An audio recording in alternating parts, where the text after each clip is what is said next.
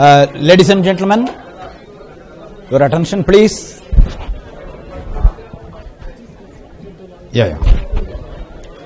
Ladies and gentlemen, the next session is on the implications of GST, RERA and demonetization.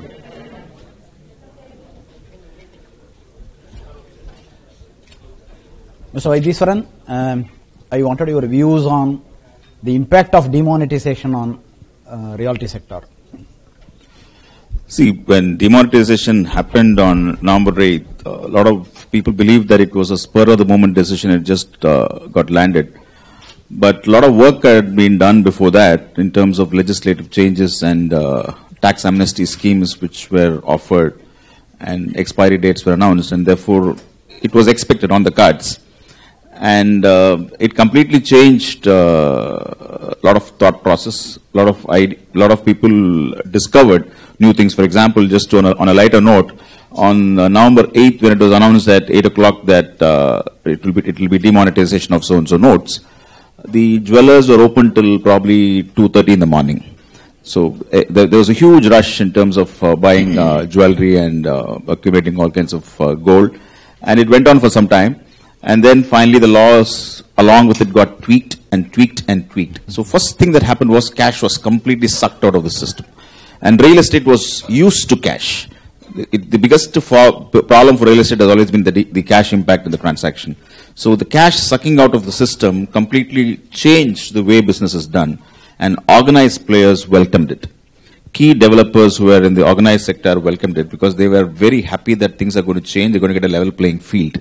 And after a point of time where everybody felt that it's going to completely bring down, best practices came in. In fact, today many developers have organized, in typical real estate there is a Saturday payment. You know, the laborers are paid on Saturdays and it's always cash. Post demonetization, 1 month later, many companies implemented banking systems, opened bank accounts for thousands and thousands of employees and ensured that money got transferred to their bank accounts. So what effectively happened of demonetization was complete organizing of that sector. And even people who were always used to cash slowly started shifting back to banking systems. And that is exactly what we want from an organized sector perspective. So it has worked in its own slow way, but effective way. What is India's GST all about? And will it eliminate the cascading effect of taxes?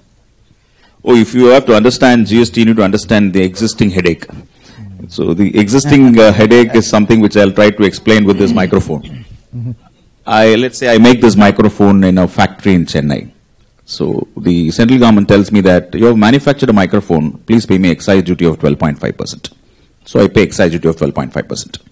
Now after I manufacture the microphone, I have to sell it somewhere. So I sell it in Chennai. So Tamil Nadu government tells me that you have sold the microphone, that is different from manufacture. Why didn't you pay me 14.5% VAT? Okay, I don't want to sell in Chennai, I will sell it to Bangalore. Then same Tamil Nadu says, this is an interstate sale. You pay me CST or central sales tax on this microphone. This microphone is sold and enters Karnataka. The Karnataka government tells me that your microphone has entered into our state. Please pay entry tax. Then this microphone has got some malfunction. So somebody repairs the microphone. You have serviced this microphone. Please pay service tax. So this microphone has got this amazing tax journey of foraying between central government and state government with different names. So that is why it was thought of a massive tax reform of harmonizing all these things into a GST which is there in most of the countries in the world. So this thought process slowly evolved and finally legislative shape came in, and you now have a massive law in place. Legislation is already through in the parliament. So from 1st of July, India is entering into a GST system whereby the goods and services tax is levied on the entire supply chain, and you have complete fungibility of credits. It's no longer like central government versus state government. And the cascading effect goes away. For example, not only do they levy different taxes in the existing system, when I pay excise duty on this microphone, and when I have to sell and pay VAT on it, the VAT is after the excise duty. So there's a cascading effect. And when it goes to the dealer buys a microphone and he sells the microphone, he has to pay VAT.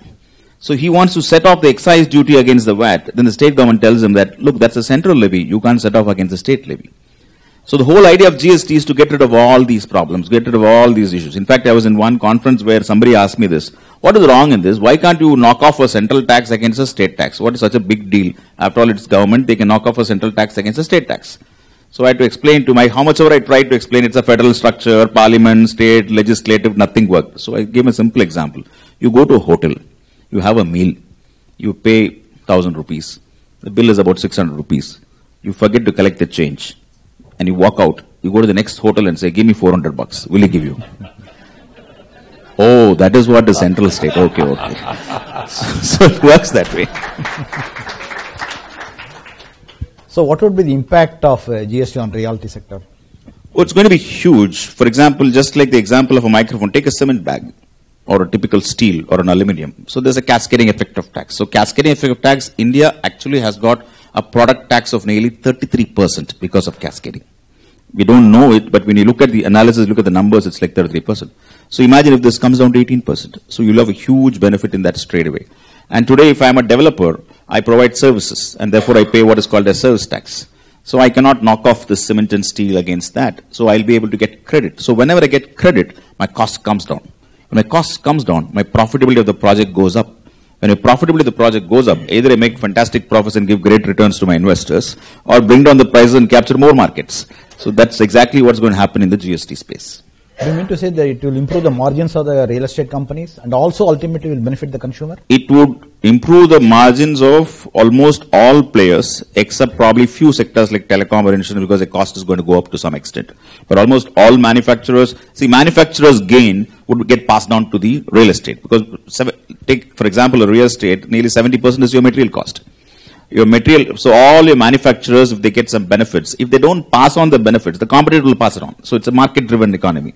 Therefore, you will see price reductions on your materials, which will in turn affect improve your kind of cost cycle. So that would completely change. Mr. Rajesh, how do the Mumbai developers view it? Well, GST definitely is a welcome move. It was being discussed for the last 9 years. Ultimately, I think very shortly we'll see the light of the day. GST will definitely boost up sales because that will be bringing down the cost for the buyer.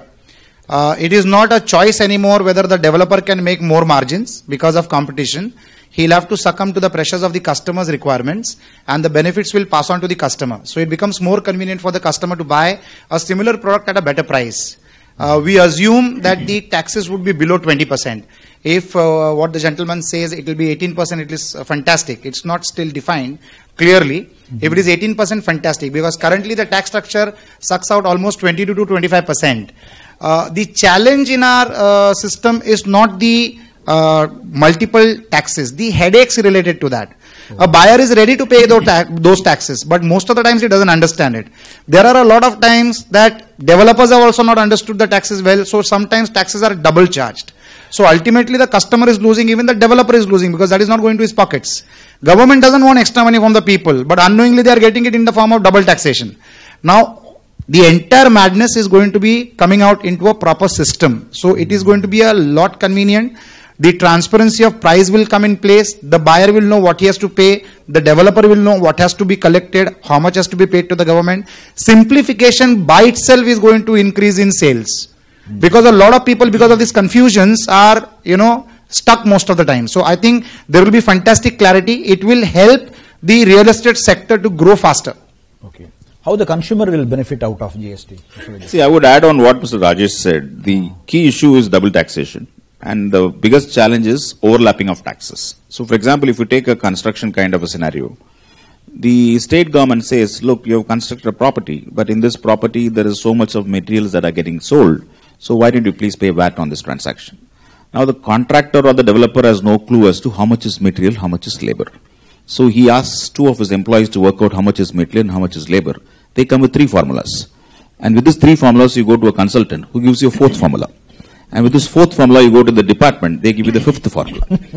So there's always this doubt as to how much is material, how much is labor. So what the state lawmaker said, why are you breaking your head? I will treat 70% of the contract value as material. 30% is labor. You pay VAT on 70% of the material. Fair enough. I've paid VAT on my 70% material. Then I go to the central government and say, I've paid 70% value material, VAT, I'll pay service tax on 30. Oh no, their law is wrong. As per our law, 40% is labor. So this 10% is overlap.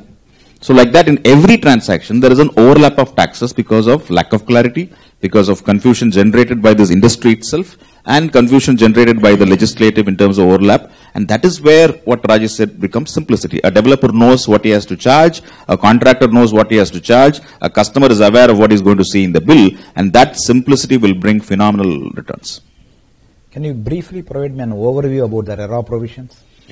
Well, let's understand why RERA comes in. See, I've had the pleasure of listening to all the earlier speakers, and a couple of good ideas did come up, and it was very interesting that I was part of listening to it.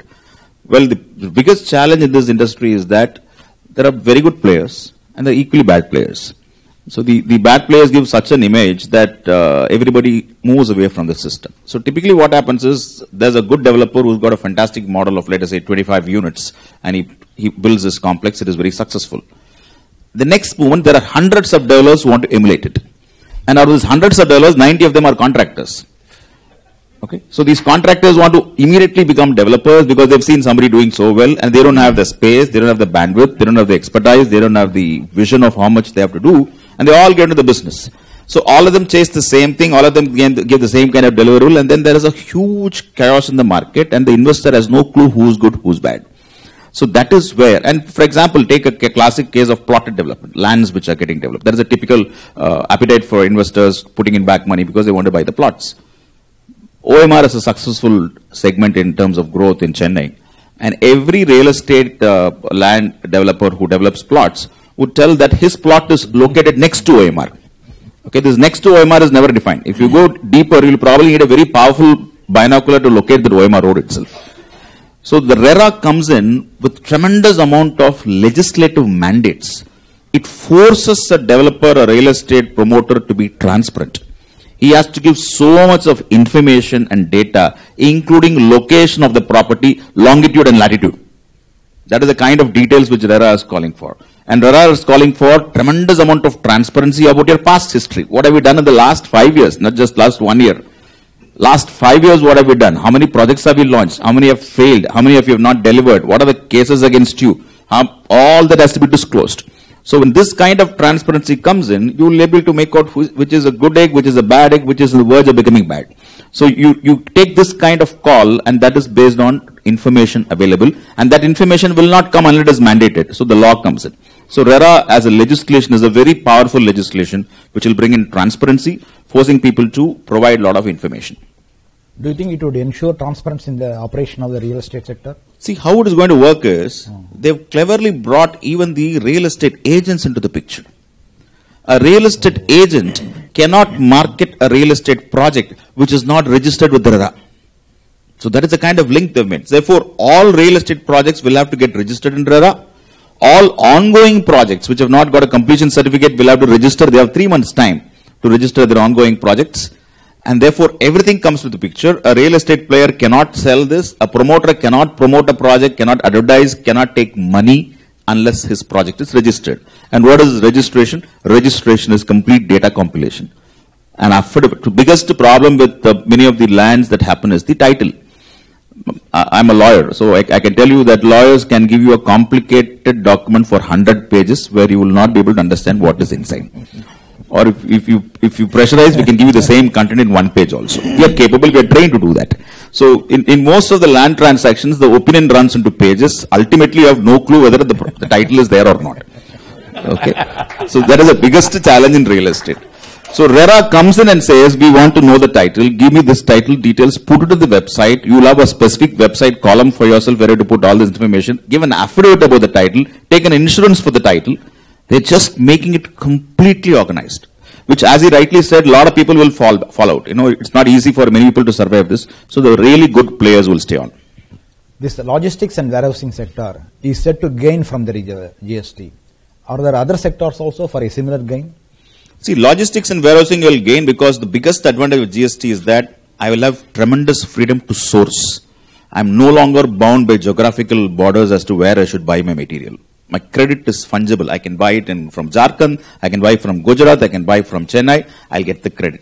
So which means I will look at where it is easily available, where it is conveniently available, where it is better priced.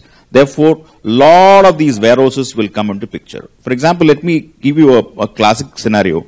If I'm a manufacturer in Chennai and I've got a customer in Maharashtra, before VAT came into picture. GCC is looking at VAT big time. So before VAT came into the picture, I used to have a fantastic business with this Bombay guy. The moment VAT came, this Bombay guy tells me, look, there's no point in buying from you. You're going to charge me what is called as a central tax. That tax is useless to me. I can't take credit. I will buy from a local vendor in Maharashtra. So I'm going to lose a business which is there for 25 years. So I don't want to lose this business. So I tell him, what is the problem? You want a Maharashtra VAT invoice. I will open a depot in Maharashtra. So I will open depot in Maharashtra, move the goods to Maharashtra and bill you in Maharashtra, whereby many businesses have created unwarranted business structures. They opened up depots and godowns where they're not really required to open depots and godowns. So post GST, a company which has got 760 depots will bring it down to probably 16 depots. If they bring down these depots, still goods have to move. So they look at logistic solution providers. They look at massive warehouses. They look at outsourced godown players. So that kind of demand will already get created, and already those companies are all working. So these sectors will really gain in terms of GST. Manufacturing sector will gain big time in GST. Mr. Rajesh, is it possible to quantify the cumulative benefit to a consumer? Well, it can be quantified today in terms of percentages only. He will save around 2 to 5% depending on what the government declares as GST on real estate. But more than that, like I said, I would like to say again, simplification will be the biggest motivator. It's not the benefit of that 2 to 5%, although that also estimates to be a good saving to the customer. It has to be passed on to the customer. But more than that, that simplicity will be very, very advantageous. And on the warehousing bit that you said, I'm sure it is going to get more organized because of GST.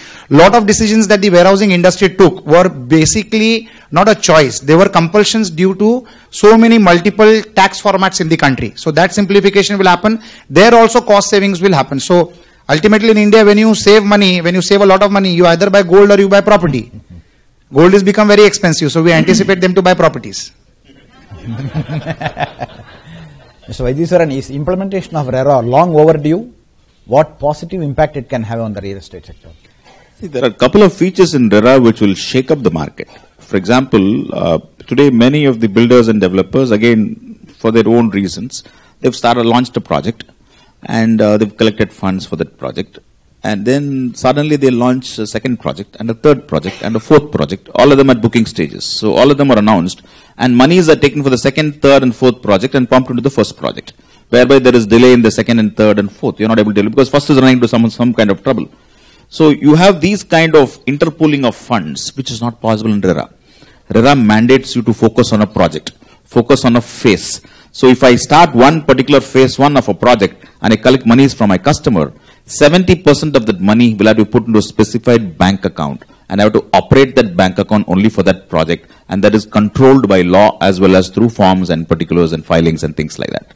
Therefore, it would be focused. I will not divert this money into land because land bank is a big issue. As you rightly said in the first point, land is not available. So a lot of people would be tempted to use this money to buy land. And when they buy land, the money gets stuck there. So that exactly is a big change because the money has to be focused on the project. So that is a big needed change.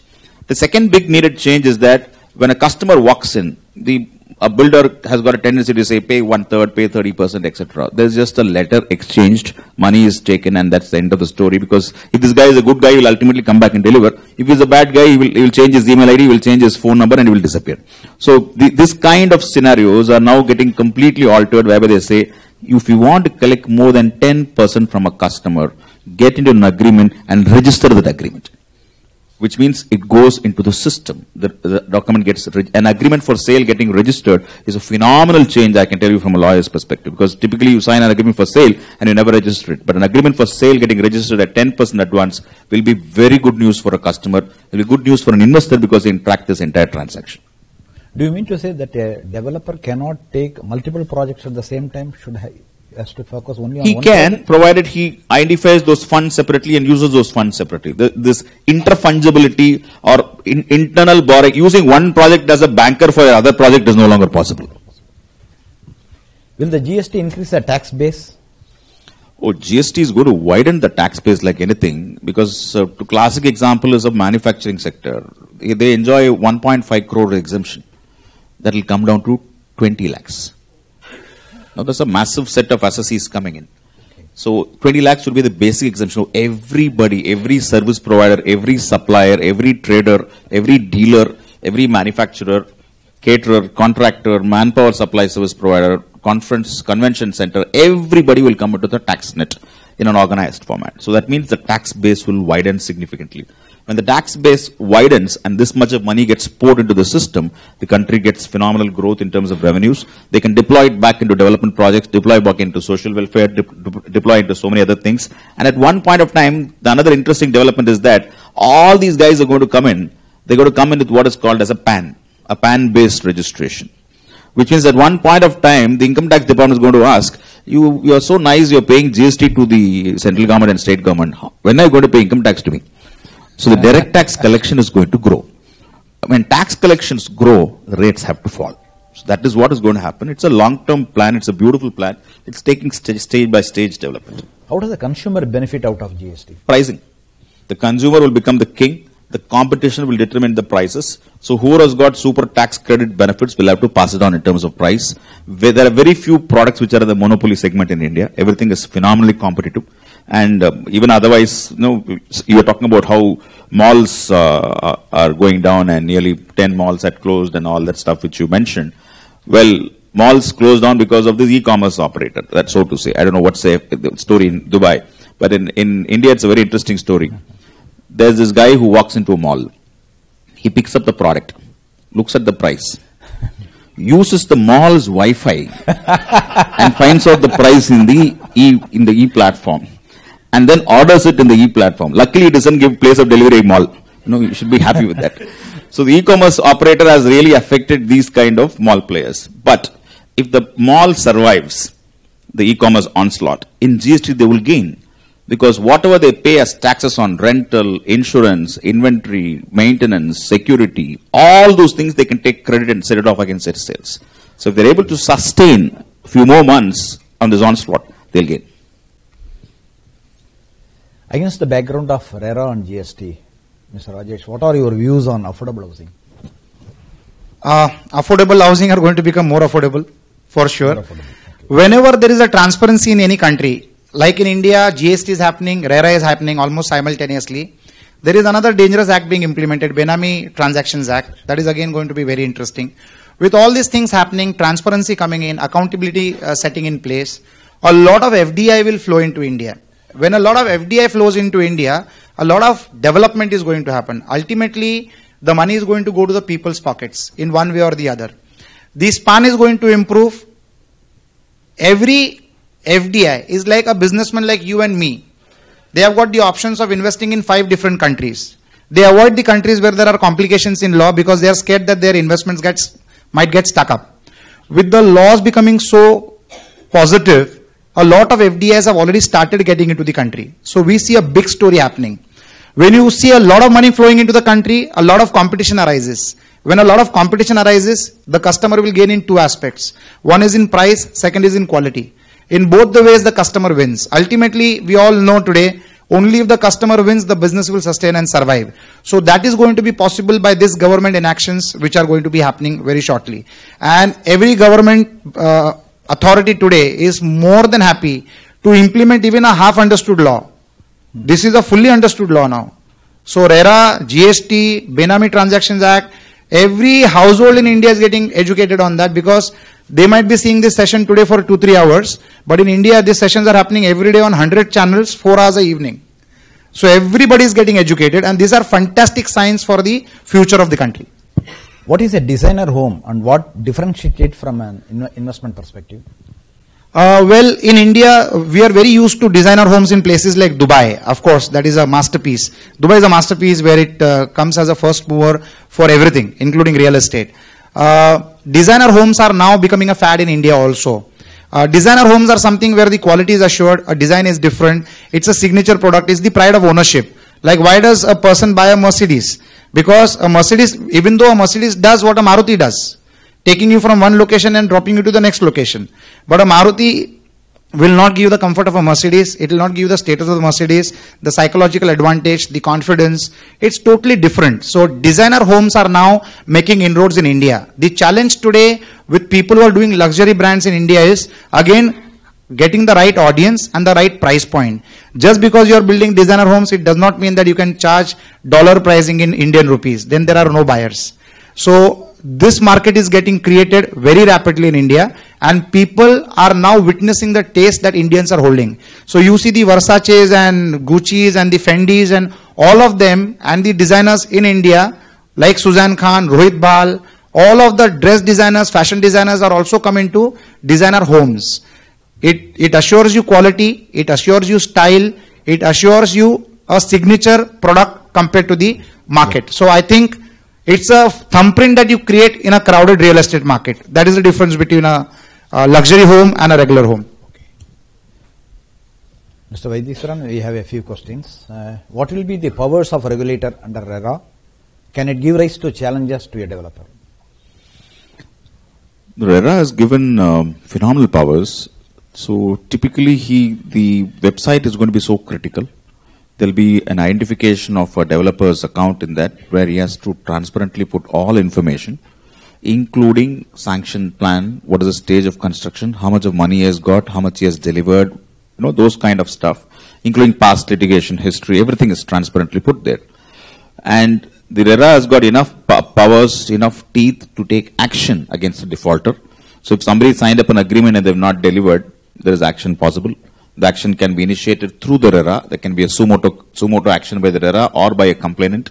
A person can complain to RERA saying that so-and-so person is not delivering as per his promises. So the penalties are very stiff, going up to percentages of cost of project. So the penalty, and there is one particular provision which can be very scary for a developer.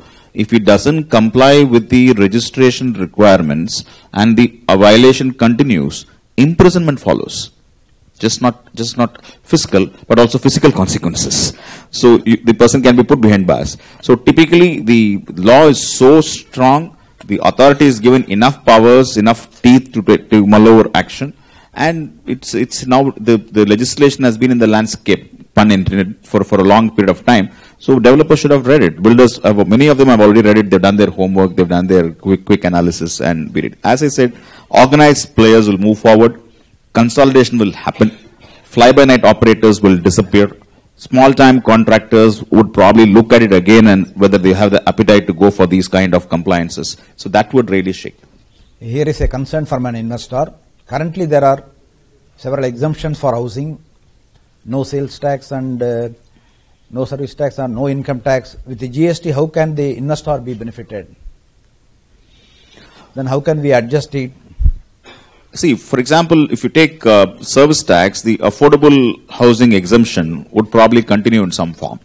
I'm guessing. I'm not too sure as to how GST will behave, because that is the philosophy of our Prime Minister in terms of affordable housing. So probably that will get that kind of attention. But there is no other service tax exemption for housing today. There is no VAT exemption for housing.